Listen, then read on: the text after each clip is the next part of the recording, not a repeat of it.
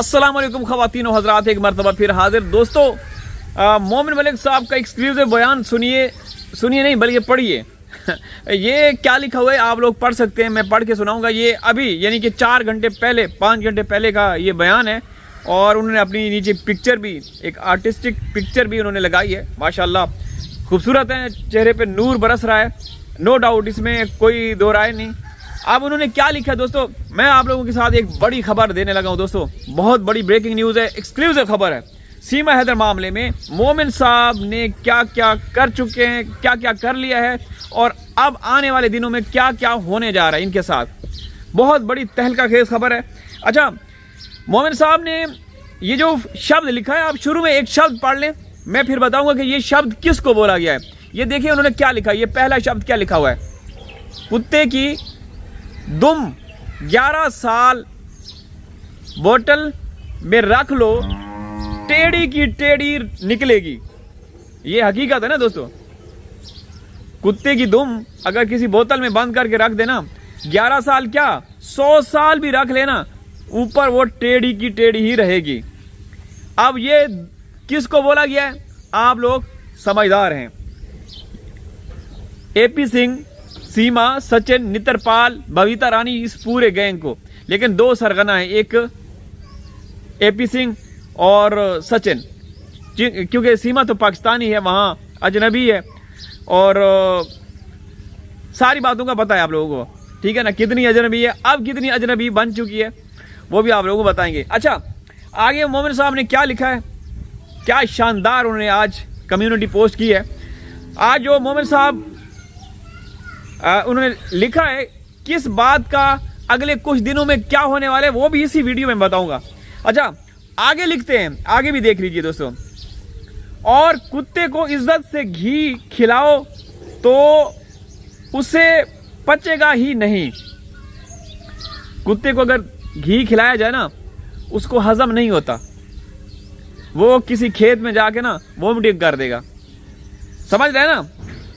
अच्छा, कुत्ते को घी खिला दो, उसे पचेगा ही नहीं, वो अपनी वही गंदी घटिया मानसिकता पर उतारू रहेगा, जो उसकी ज़हनियत है ना, उसी पे वो कायम रहेगा, ठीक है ना। ऐसे टेढ़ी दुम वाले का एक ही इलाज है, ये लिख दे, ऐसे टेढ़ी दुम वाले का एक ही इलाज है। कौन सा इलाज है मोमिन साहब, हर मर्ज की दवा है। तो ऐसे ही टेढ़ी दुम वाले का एक ही इलाज है, पिछवाड़े पे कानून का डंडा जोर से पड़ेगा। पिछवाड़े पे आप देख रहे हैं, ये मोमिन साहब की उनके चैनल पे लगी एक खास विशेष पोस्ट है, देख रहे हैं आप लोग, देखें। ऐसे ही टेढ़ी दुम वाले का एक ही इलाज, पिछवाड़े पे कानून का डंडा जोर से मारो, क्योंकि थूक के चाटना इनकी आदत बन गई है। शाबाश मोमिन साहब, शाबाश। मोमिन साहब ने जिस जानवर का हवाला दिया ना, इन लोगों को उस जानवर से कंपेयर करना, तुलना करना, उस जानवर की तौहीन है। अच्छा दोस्तों, अब बात करते हैं अब होने वाला क्या है। उन्होंने, मोमिन साहब ने कम्युनिटी क्यों लगाई। दरअसल बात यह है दोस्तों, आप लोगों को मालूम है कि जो हमारे सूत्र हैं, मोमिन साहब द्वारा कुछ चीज़ें हमारे तक भी पहुंची हैं इनडायरेक्टली, डायरेक्टली। देखें दोस्तों, ये हम हमेशा सच बात करते हैं कि मोमिन साहब से काफ़ी समय से हमारा राब्ता नहीं हुआ। मैंने एक दफ़ा उनसे थंबनेल के हवाले से बातचीत की थी, मतलब मैसेज किया था कि सर मैं इस तरीके से थंबनेल लगाता हूं, तो आप अगर कोई ऐसी बात हो तो मुझे बता दीजिएगा, ठीक है ना। तो जो अंदर की खबर आ रही है वो ये है कि जो इंटेलिजेंस ब्यूरो, हिंदुस्तान के कुछ जो गुप्त एजेंसीज हैं, उनके जो हेड हैं, उनका मोमिन मलिक साहब के साथ मुसलसल लगातार बराबर संपर्क चल रहा है। मोमिन साहब को उन्होंने यकीन दिलाया है कि सीमा मामले में हम कोई रियायत नहीं करेंगे, सीमा को किसी भी तरह से, किसी भी सूरत में कोई छूट नहीं दी जाएगी। ये जो कर रही है सीमा, गाड़ी दिखा रही है, आज तो उसने अपने व्लॉग में क्या बोला दोस्तों, आज कह रही है कि दिल्ली के लोग रबूपुरा आएंगे।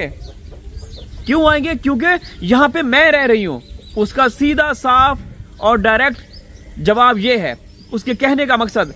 आप लोग उसकी वीडियो देखिए, अगर उसने ना बोला हो तो फिर कहना। आज की उसकी वीडियो में उसने खुलेआम कहा कि दिल्ली, न्यू दिल्ली के लोग, दिल्ली बोलते हैं या दिल्ली बोलते हैं, जो भी है, कि वहां के लोग रबुपुरा आया करेंगे। भाई अंत हो गया, बात खत्म, पीछे कुछ रह गया? क्यों आएंगे? क्योंकि यहाँ पे सीमा वाइफ ऑफ गुलाम हैदर रहती है, क्योंकि वहां एक वहशियाना जहनियत रखने वाली एक अयाश और घटिया किस्म का गैंग रहता है। कमाल हो गया दोस्तों, कमाल है। मोदी और योगी के नाक के नीचे, योगी के सर के ऊपर नंगा नाच कर रही है और इनको कोई परवाह भी नहीं है। देख रहे होंगे आप लोग हिंदुस्तान का मीडिया क्या क्या कवर कर रहा है।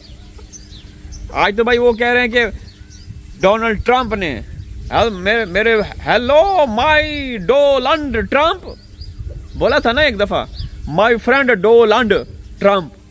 आज डोनाल्ड ट्रंप ने मोदी को ऐसे कर दिया। ये आपका मीडिया चीख चीख के कह रहा है कि क्यों ऐसा किया। आपका मीडिया इस चीज पे लगा हुआ है, सीमा मामले में नहीं, ठीक है ना। तो अगर कोई लगा हुआ है ना सीमा के पीछे, वो ये व्यक्ति है, ये महान, द ग्रेट, हम इनको सलाम पेश करते हैं। अजीम इंसान, यकीन करेंगे बहुत बड़ी हस्ती हैं मोमिन साहब। देखें उनकी तस्वीरें, एक उन्होंने कल भी एक पाकिस्तान के नाबालिग 4 बच्चों का धर्म परिवर्तन, ये कल उन्होंने लगाई थी, धर्म परिवर्तन सचिन मीना और उसके वकील ने करवाया। कब लीगल एक्शन कार्रवाई होगी, ये जवाब किसी के पास नहीं है। मतलब यहाँ बेबसी का इजहार कर रहे हैं मोमिन मलिक साहब, भारत सरकार से, इदारों से सवाल कर रहे हैं। ये देख रहे हैं आप लोग, ये शख्स, ये यकीन करें दोस्तों, ये आपके देश का हीरा है, ये हीरा है आपके देश का। देख रहे हैं इसको, देख रहे हैं आप लोग इसको, इनको कोई वो नहीं कर रहे, उल्टा इज्जत देने के आप ट्रोल कर रहे हो। शर्म नहीं आती तुम लोगों को? कितनी घटिया और गलीज हरकतें लोग कर रहे हैं जो सीमा के चाटुकार हैं।